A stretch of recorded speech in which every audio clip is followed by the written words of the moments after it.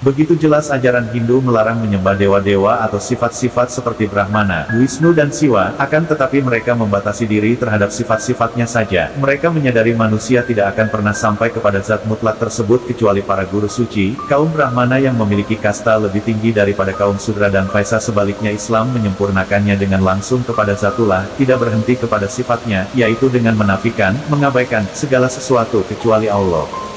La ilaha illallah, atau la syai'un illallah, tiada sesuatu kecuali Allah, juga terdapat dalam surat Taha 14 Inani ana Allah, la ilaha illa ana, fabudni, sesungguhnya aku ini Allah, tidak ada Tuhan selain aku, maka sembahlah aku dan dirikanlah salat untuk menyembah aku. Jelas dengan tegas bahwa Allah mengarahkan kita untuk menyembah zatnya, bukan namanya, bukan sifatnya.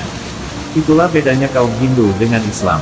Islam tidak mengenal perantara, seperti tercantum dalam surat Al-An'am 79, sesungguhnya aku hadapkan diriku kepada wajah zat yang menciptakan langit dan bumi dengan lurus, dan aku bukanlah termasuk orang-orang yang mempersekutukan Tuhan, aku tidak melalui perantara siapapun. Ditegaskan dalam Bhagavad Gita Sloka 2.61, orang-orang yang menekan dan mengendalikan indriya-indriya sepenuhnya dan memusatkan kesadarannya sepenuhnya kepadaku, dikenal sebagai orang yang mempunyai kesadaran yang mantap. 3. Martabat tayun kedua, atau wahidiyat, yaitu kesatuan yang mengandung kejamakan, tiap-tiap bagian telah jelas batas-batasnya. Sebagai hakikat manusia, ibarat ilmu Tuhan terhadap segala sesuatu secara terperinci, sebagian terpisah dengan lain. Ketiga martabat tersebut bersifat batin dan ilahi, terjadi semenjak dari kadim. Urutan kejadian dari ketiganya bersifat akal, bukan perbedaan zaman. Dari ketiga martabat batin muncullah tiga martabat lahir. 4. Martabat alam arwah, merupakan aspek lahir yang masih dalam bentuk mujarad dan murni. 5. Martabat alam mitsal, ibarat sesuatu yang telah tersusun dari bagian-bagian, tetapi masih bersifat halus, tidak dapat dipisah-pisahkan. 6. Martabat alam ajsam, tubuh, yakni ibarat sesuatu dalam keadaan tersusun secara material telah menerima pemisahan dan dapat dibagi-bagi, yaitu telah terukur tebal tipisnya. 7. Martabat insan, mencakup segala martabat di atasnya, sehingga dalam manusia terkumpul tiga martabat yang sifat batin dan tiga martabat lahir. Kalau kita perhatikan ajaran martabat 7, pada dasarnya adalah mengungkapkan secara berurutan asal-muasal kejadian manusia maupun alam semesta.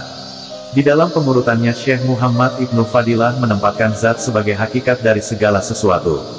Karena itu zat disebut sebagai latayun, tidak bisa dikenal hakikat. Keadaannya tidak kenal penyebutan karena segala persepsi tidak bisa menggambarkan keadaannya. Keadaan yang masih belum ada apa-apa, masih awam ulum itlak, yang wilayah ini digambarkan oleh Al-Quran sebagai orang yang pingsan, suatu keadaan yang dialami oleh Nabi Musa lihat QS 7:143. Inilah objek yang kita tuju, bukan kepada sifat dan nurnya. Kepada zat itulah kita kembali, innalillahi wa inna ilaihi rajiun, kita memuja, bersujud, kita bergantung. Kesadaran ketuhanan ini jarang sekali dipahami masyarakat kita dengan baik, karena sudah dihambat oleh para pengajar, ustadz, bahwa kita tidak boleh langsung kepada Tuhan. Karena Tuhan itu suci, maka harus melalui perantaranya, atau kita hanya sampai kepada cahayanya. Pendapat ini sering bercampur dengan ajaran Hindu yang memang mengajarkan hal serupa, yaitu harus melalui birokrasi ketuhanan, wasilah. Oleh karena itu, apabila manusia dapat mengembangkan kehidupan di rohaninya, sehingga dapat memperhatikan ketujuh martabat tersebut, maka dia akan menjadi manusia sempurna, insan kamil. Sedangkan insan kamil yang paling tinggi dan yang paling sempurna adalah Nabi Muhammad SAW. Dasar pandangan yang terdapat pada rumusan martabat 7 tersebut, adalah paham panteisme monoisme. Menurut Muhammad Ibn Fadilah, bahwa segala yang ada ini dari segi hakikat adalah Tuhan, sedangkan dari segi yang kelihatan secara lahir bukan Tuhan. Sebagai tamsil misalnya uap, air, es, salju dan buih, dari segi hakikat adalah air. Akan tetapi dari wujud lahir bukan air.